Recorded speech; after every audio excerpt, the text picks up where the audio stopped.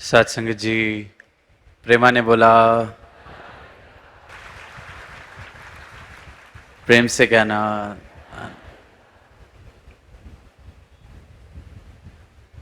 एक और नया वर्ष, और ये इस नए वर्ष की शुरुआत बेहद खूबसूरत दृश्य से, बेहद भव्य नज़ारे से, इस 58वें महाराष्ट्र के संत समागम से। और जैसे ही साल की शुरुआत होती है, सभी का ध्यान महाराष्ट्र की ओर लग जाता है। सालों साल से, लगभग अब 60 वर्ष होने को हैं कि साल की शुरुआत हो, और सभी भक्तों का ध्यान के इस बार महाराष्ट्र समागम भी हिस्से में आ सके, यहाँ भी पहुँच सके। भक्ति का जो ये गढ़ जिसे कहा जाता है, ये धरती, ये धरा, जहाँ अनेक संतों ने भक्ति से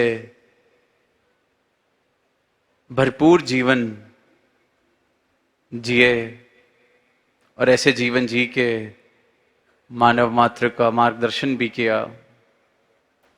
और फिर आज भी, आज के समय में भी महाराष्ट्र के संतों के जो भाव हैं, सेवा वाले भाव, श्रद्धा वाले भाव, भक्ति वाले भाव, निरंतर इन भावों की मिसाल दी जाती है, इन भावों से प्रेरणा ली जाती है।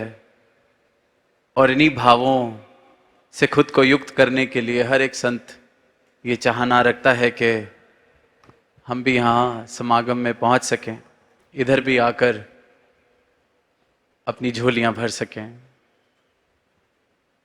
और ये पुणे शहर में, स्थान पर पिंपरी में ये समागम और ये विशाल रूप जो बना है, सारे ही मानव मात्र को सिर्फ एक संदेश देने के लिए, जिसकी भक्ति, जिसकी पूजा, उसका ज्ञान जरूरी है। सिर्फ एक सुनने में साधारण सी ये जो बात है,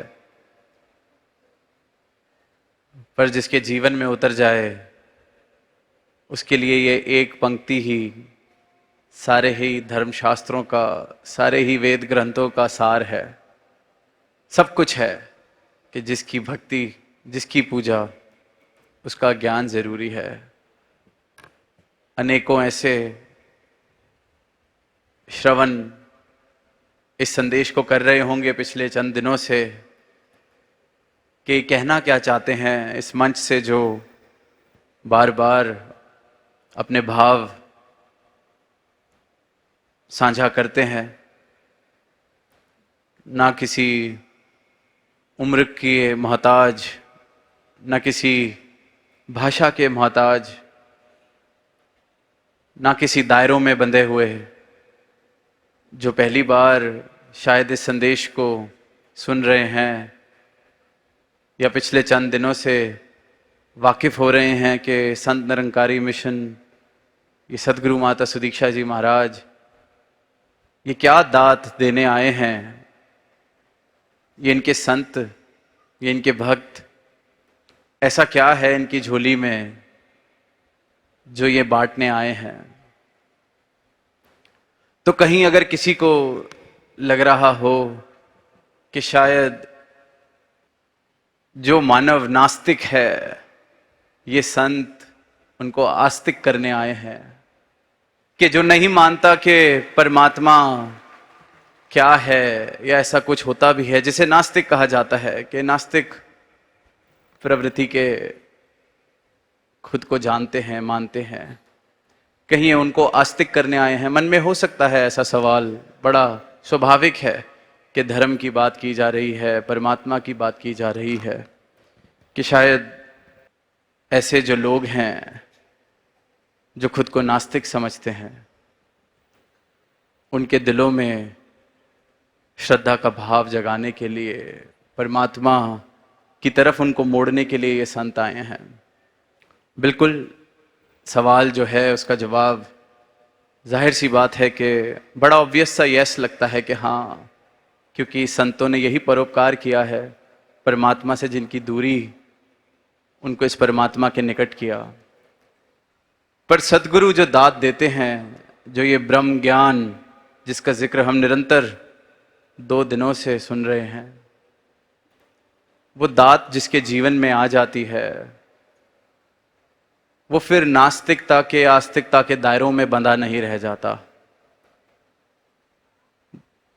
दास ने पहले भी ये बात साझा की कि अगर सही मायनों में देखा जाए तो एक नास्तिक में और एक आस्तिक में कोई फर्क ही नहीं है। एक कहता है कि मैं परमात्मा में मानता हूं, जिसे हम आस्तिक कहते हैं। एक कहता है कि परमात्मा में मैं नहीं मानता, जिसे हम नास्तिक कहते हैं। दोनों ही मानने पर जोर दे रहे हैं कि मैं इस बात को मानता हूं, इस सत्ता में मानता हूं, और एक कह रहा है कि मैं इस सत्ता में नहीं मानता। पर दोनों में से किसी की अवस्था जानने वाली नहीं है। कोई ये नहीं कह रहा कि मैं परमात्मा को जानता हूं। नास्तिक कहता है कि मैं नहीं मानता, आस्तिक कहता है कि मैं मानता हूं। क्या फर्क हुआ? मानो कोई आंख बंद करके बाहर खड़ा है खुले मैदान में, आंख बंद कर रखी है, जोर से मीच रखी है, और कहता है कि मैं नहीं मानता कि सूर्य जैसी कोई चीज होती है। आंख बंद है और दावा कर रहा है कि मैं नहीं मानता कि सूर्य जैसी कोई चीज होती है। ऐसा कुछ हो ही नहीं सकता जिसका विस्तार, जिसकी रोशनी का विस्तार ऐसा हो। मैं नहीं मानता। और फिर उसको अपनी भावों से मिलते जुलते, अपनी सोच से मिलते जुलते चंद लोग और मिल जाएं जिन्होंने अपनी आंखें बंद कर रखी हैं, मीच रखी हैं, और वो भी कहें हम भी नहीं मानते कि सूरज जैसी कोई चीज होती है। तो सबके सब एक दूसरे के उस मान्यता को, एक दूसरे के उस विश्वास को, एक दूसरे के उस दावे को और मजबूती देते हैं कि देखो मैं अकेला नहीं हूं, एक और मिल गया जो नहीं मानता कि सूरज है। आंखें बंद हैं, और वहीं फिर उस मैदान के किसी कोने में एक इंसान आंखें बंद करके, उतनी ही जोर से बंद करके खड़ा है और कहता है कि मैं मानता हूं कि सूर्य जैसी कोई चीज होती है। आंखें बंद हैं पर मानता है कि सूर्य जैसी कोई चीज है। उसको भी ऐसे ही 10, 20, 50, 100 लोग मिल जाते हैं जिनकी आंखें बंद हैं,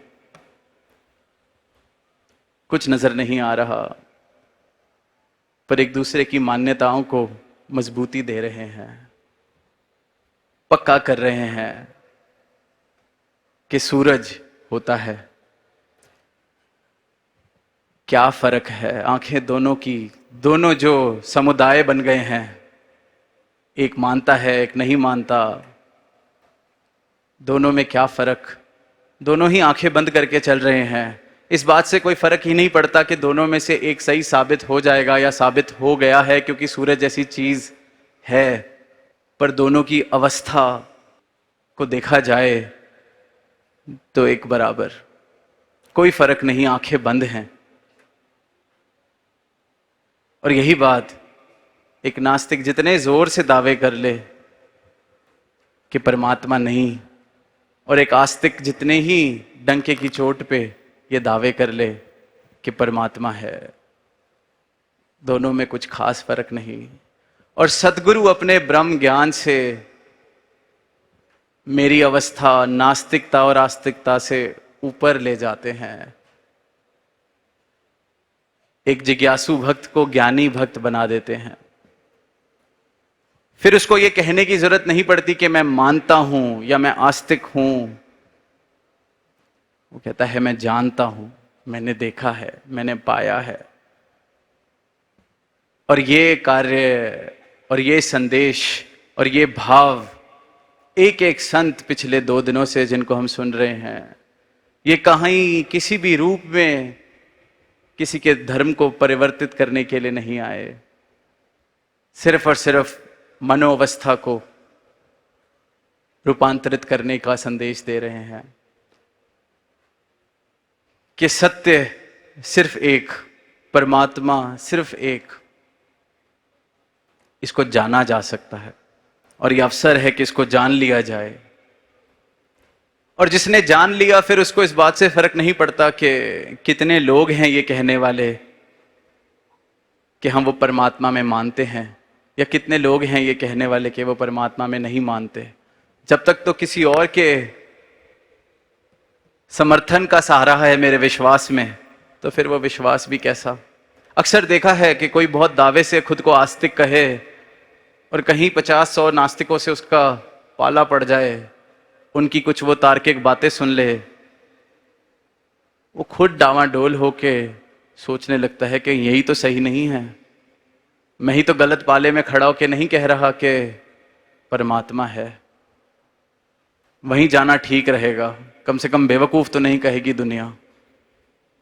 कोई फर्क नहीं पड़ता, जिसने जान लिया, देख लिया, प्राप्त कर लिया इस सत्ता को, इस सत्य को, इस अविनाशी को, इस परमात्मा को, कि कितने लोग हैं। कोई परमात्मा का होना ना होना किसी चुनाव का, कोई इलेक्शन का विषय तो है नहीं कि इस धरती पर कितने लोग हैं जो वोट डालेंगे कि परमात्मा है, या कितने लोग हैं जो वोट डालेंगे कि परमात्मा नहीं है। इंसान वहीं जाना चाहता है जहां समर्थन ज्यादा मिल जाए। जीतने वाली पार्टी के साथ ही हर इंसान खुद को जोड़ना चाहता है। देश में किसकी सत्ता आने वाली है उसी का साथ देना है। जीवन में भी यही हाल है। ये कहां पलड़ा भारी है, क्योंकि दूसरों के समर्थन की जरूरत है, अपना ज्ञान नहीं, अपना बोध नहीं। और सतगुरु जो विस्तार करते हैं मानव का, वो ये विस्तार है कि आंखें बंद करके दावे करने छोड़ दो। मानते हो कि परमात्मा है, बहुत मुबारक है, बहुत मुबारक है। क्योंकि अगर मानते हो कि परमात्मा है तो शायद कहीं ना कहीं जिज्ञासा भी किसी दिन जीवन में आ सकती है कि है तो चलो प्राप्त ही कर लिया जाए, देख ही लिया जाए। नहीं मानते तब भी बढ़िया है, पर आंखें खोलो। और ये बंद आंख से आंख खोलने का जो विस्तार है वो सदगुरु करते हैं। और यही एक ऐसा विस्तार है जो मुझे इस असीम से जोड़ देता है, इस सत्ता से जोड़ देता है, इस परमात्मा से जोड़ देता है। कहीं कोई दावे करने की जरूरत नहीं, कहीं कोई ईश्वर बदलने की जरूरत नहीं, कहीं कोई तौर तरीके कर्म कांडों में फंसने की जरूरत नहीं। सिर्फ एक सत्ता, ये सत्य, इसी की बात, इसी का बोध, इसी का ज्ञान। और फिर जीवन। अनेक संतों की हमने वाणी श्रवण की, अभंग श्रवण किए, जिक्र सुना, संत तुकाराम जी का, ज्ञानेश्वर जी का, अनेक ऐसे संतों का, कबीरदास जी का हम जिक्र सुनते हैं। उन्होंने भक्ति इसलिए नहीं की थी कि हमारी इस यात्रा पूरी होने के बाद, इतने वर्षों बाद हमें कोई याद करेगा, हमारी वाणियां पढ़ी जाएंगी। वो तो अपनी मस्ती में इस प्रभु को प्राप्त करके, जो ये प्रभु गवाता गया वो गाते रहे, जो लिखवाता गया वो लिखते रहे, अपनी मस्ती में चूर। कहीं इस बात का ख्याल नहीं था कि भक्ति इसलिए की जा रही है कि आगे जाके कोई यश प्राप्त किया जाएगा। तो मैं भी परमात्मा से अपना रिश्ता स्थापित अगर करता हूं तो उसमें कोई मिलावट, जैसे कल सदगुरु माता जी ने कहा, भक्ति में कोई मिलावट ना हो, सिर्फ प्रेम हो। ये प्रेम का रिश्ता है। ये जो मस्ती इस प्रेम से मुझे मिलती है, ये जो आनंद इस प्रेम से मिलता है, ये सिर्फ इसलिए, ये इसलिए नहीं कि मेरा भी गिनती ऐसे भक्तों की श्रेणी में शायद हो जाएगी, इसलिए मैं गीत लिखता हूँ, मैं गीत गाता हूँ, मैं शब्दों का उच्चारण करता हूँ। जिसे इस परमात्मा का बोध हो गया, जिसे ये परमात्मा, ये सत्य प्राप्त हो गया, वो फिर ऐसी मनोदशा से ऊपर उठ जाता है, क्योंकि उसको इस पल में, इस जीते जीते जीवन में सब कुछ प्राप्त हो गया। और वो फिर जब संदेश देता है मानव को, किसी भी मानव को, वो यही संदेश देता है कि सब मुबारक है, जैसा जीवन जी रहे हो मुबारक है, पर सत्य से परे होकर जितना भी मुबारक जीवन जी लिया जाए वो अधूरा है। अपने इस अधूरे जीवन को पूरा कर लिया जाए, इस पूरे को प्राप्त कर लो, इस संपूर्ण को प्राप्त कर लो। जो जानने योग्य सत्ता है, सिर्फ जो एक चीज जानने योग्य है, अपना वजूद, अपना मूल, उसे प्राप्त कर लो। वो कहीं पर भी किसी का खंडन करने के लिए, किसी को नीचा दिखाने के लिए, कोई दीवारी खड़ी करने के लिए कि ये धर्म ऊंचा, वो धर्म नीचा, इस परमात्मा में मानने वाले ऊंचे, उस परमात्मा में मानने वाले उतने श्रेष्ठ नहीं, इस संत को पूजने वाले, उस संत को पूजने वाले। जिसको इस परमात्मा का सही मायनों में बोध हो जाता है, सदगुरु की कृपा से ब्रह्म ज्ञान वाकई जिस जीवन में आ जाता है, उसके लिए इसका उसका ऐसी सारी दीवारें खत्म हो जाती हैं, गिर जाती हैं, बेमतलब हो जाती हैं।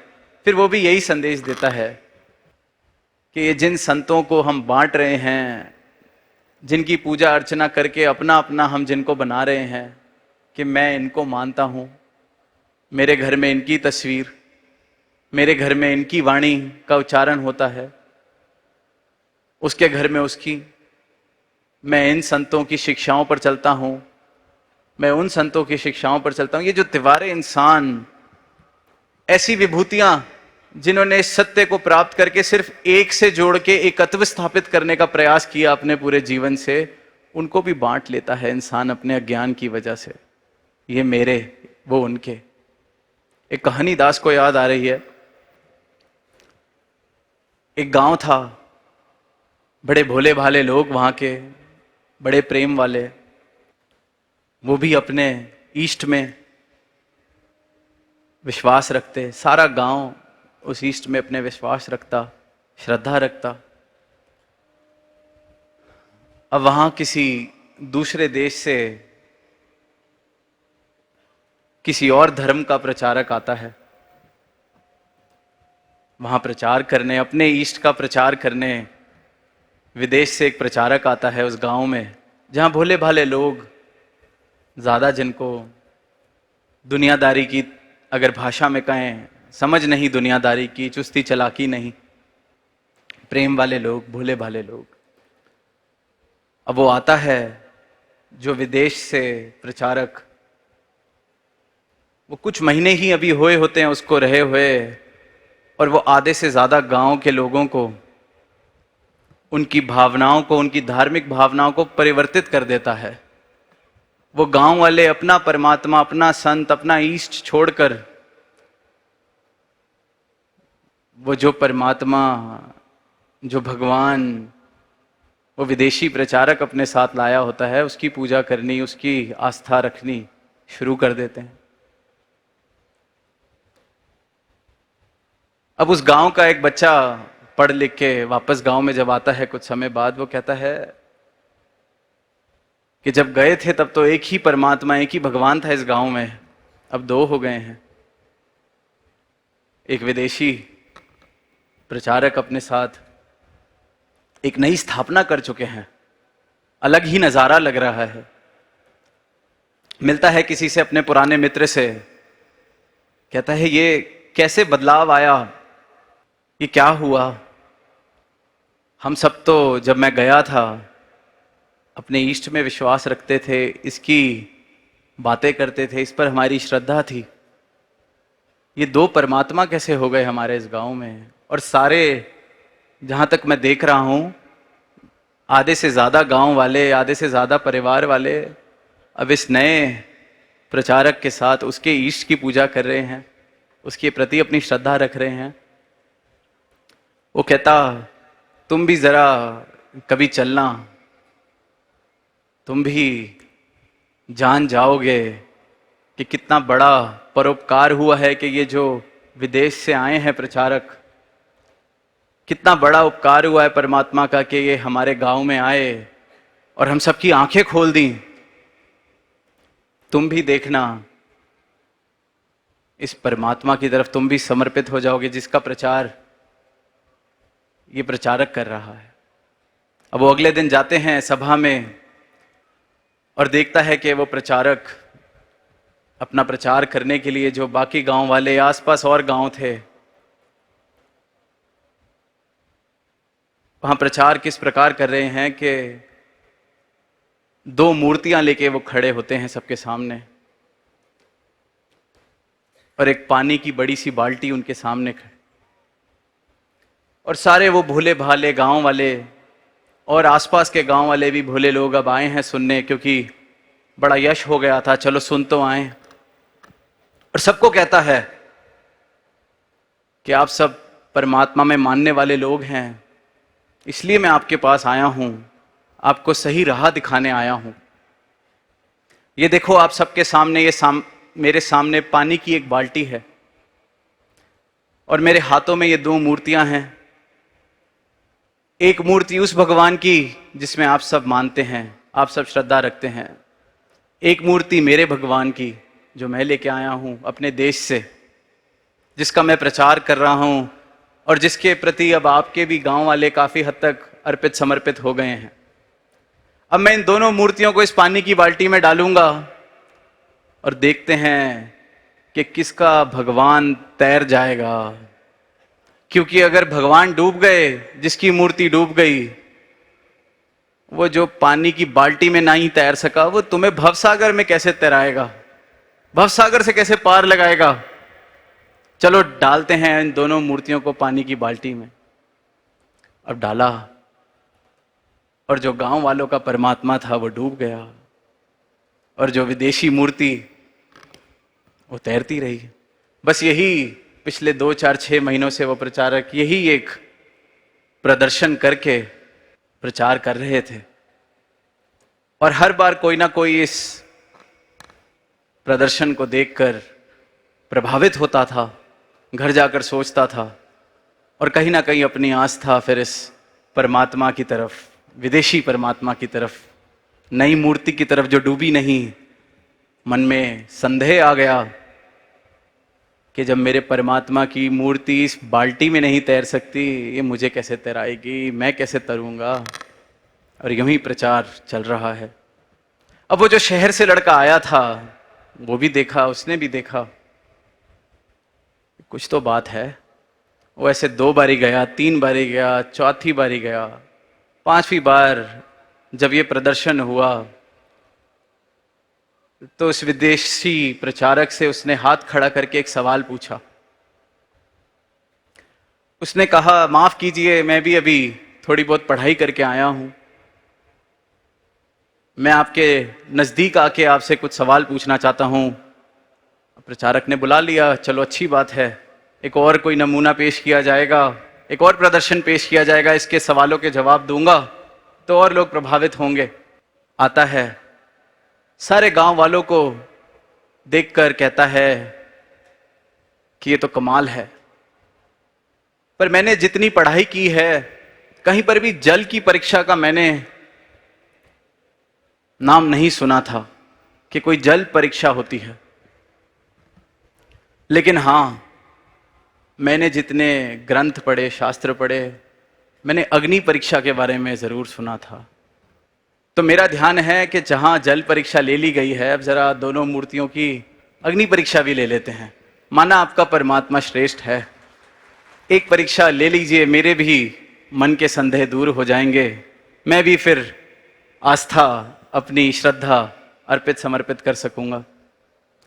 अब ये बात सुनकर प्रचारक थोड़ा हिचकिचाए, पर अब इतने लोग बैठे थे, उस बच्चे ने खुद ही वो 2 मूर्तियां निकाली, सबको दिखाई और दोनों पर आग लगा दी। अब जो विदेशी मूर्ति थी वो जल गई और भस्म हो गई, और जो अपना गांव वाले भगवान थे वो वैसे के वैसे बढ़िया ठीक एकदम अब रहस्य ये निकला कि इतनी देर से जो ये जल की परीक्षा चल रही थी, वो जो विदेशी परमात्मा की मूर्ति डूबती नहीं थी, वो लकड़ी की थी। और जो परमात्मा की मूर्ति डूब जाती थी, जो गांव वाले थे उनके परमात्मा की मूर्ति वो लोहे की, वो डूबनी ही थी। और इस प्रकार से सारी ही दुनिया में एक खेल चल रहा है। सारी दुनिया में धर्म के नाम पर बंटवारे किए जा रहे हैं, खेल खेले जा रहे हैं, इंसान को बांटा जा रहा है। इस एक सत्ता जिसने इस सृष्टि को बनाया, मानव को बनाया, ये चेतनता बख्शी, ये बुद्धि बख्शी कि आज इतनी तरक्की, इतनी प्रगति इंसान ने कर ली है। पर इंसान का हाल ये कि उसने उस सत्ता के नाम का भी एक खेल बनाकर सिर्फ और सिर्फ बंटवारे, सिर्फ और सिर्फ धोखा, सिर्फ और सिर्फ छल कपट। और यहीं इसी समय के लिए वो जो बात कहते हैं कि कृष्ण भगवान ने कही, जब जब धर्म की हानि होगी, ये सत्य का प्रचार करने में आऊंगा, इस परमात्मा का ब्रह्म ज्ञान लेके मैं आऊंगा। और फिर वही बात कि जल जिसे भिगो नहीं सकता, अग्नि जिसे जला नहीं सकती, शस्त्र जिसे काट नहीं सकते, ये परमात्मा, ऐसा परमात्मा, ये परमात्मा देने सतगुरु हम सबके बीच आए हैं। और एक एक संत की झोली में ये परमात्मा, जो एक सत्य, एक सत्ता, सबने जिसे प्राप्त किया, और यही एक संदेश दे रहे हैं कि इस एक को जान लिया जाए, इस एक को प्राप्त कर लिया जाए, और इस एक के प्रेम में अपने जीवन को अगर इस एक के प्रेम से रंग लें, भर लें, तो जीवन का एक रूप, स्वरूप, इस संसार का स्वरूप, रूप बेमिसाल होता चला जाएगा। ये जो बंजर ज़मीनें हैं, ये गुलजार होती चली जाएंगी। ये दिल जो बंजर हो चुके हैं, वो प्रेम के भावों से गुलजार हो जाएंगे। और ये सिर्फ और सिर्फ इस सत्य को प्राप्त करके, कोई परमात्मा को बदलने की बात नहीं कि ये ठीक या वो ठीक, ये ऊंचा या वो नीचा, इन सब नादानियों से ऊपर उठाने के लिए सदगुरु अपना ब्रह्म ज्ञान देते हैं कि ये एक ही है, और ये एक ही है जिसे जानना है, ये एक ही है जिसे प्राप्त करना है, ये एक ही है जिसकी भक्ति में खुद को गंवाना है। इस एक से ही ये एकत्व विश्व भाईचारे का हम अक्सर जिक्र सुनते हैं। इन भावों का हम जिक्र सुनते हैं कि दीवारें हटें, ग्लोबल सिटीजन्स बने। पर वहीं अगर आजकल दुनिया में देख रहे हैं, तो जिन दीवारों से लगता था शायद इंसान उठ चुका है, उन दीवारों में, उन दायरों में खुद को फिर बांध रहा है। और सही मायनों में हर दायरे से, हर दीवार से, हर जंजीर से मुक्त होना है तो अपने मूल को पहचानना पड़ेगा, अपने मूल को जानना पड़ेगा। अपने इस अस्तित्व को जानकर ये जीवन जिया जब जाएगा तो सही मायनों में मुक्ति प्राप्त हो सकती है और जीते जी प्राप्त हो सकती है। तो फिर यही एक अंत में दास अर्ज, गुजारिश कि इन बातों से हम ऊपर उठ के एक बार अंतर मन में ये सवाल पूछें कि क्या मेरे जीवन में सत्य है, या मैं भी उसी खेल का एक हिस्सा, जो एक छोटी सी कहानी के द्वारा दास ने दर्शाने की या बताने की या साझा करने की एक कोशिश की। बस आँख खोल के देखें, कहीं मेरे आसपास भी मैं भी किसी ऐसे खेल का हिस्सा बन के ना रह जाऊं, या इस सत्य को प्राप्त कर कर सदगुरु के चरणों में आकर भी मैं उस खेल से इतना आदी था, कहीं यहां आकर भी ऐसा ना हो कि उस खेल से खुद को मुक्त ना करा पाऊं। यहां आकर उसी खेल को फिर खेलता जाऊं। ये चेतनता का विस्तार मेरे जीवन में आए। ये आंख बंद करके जीवन जीना मैं छोड़ दूं, आंख खोलकर मैं जीवन जी सकूं, ये विस्तार मेरे जीवन में आए। इन्हीं शब्दों से दास इजाजत चाहेगा। प्रेम से कहना धन्यवाद।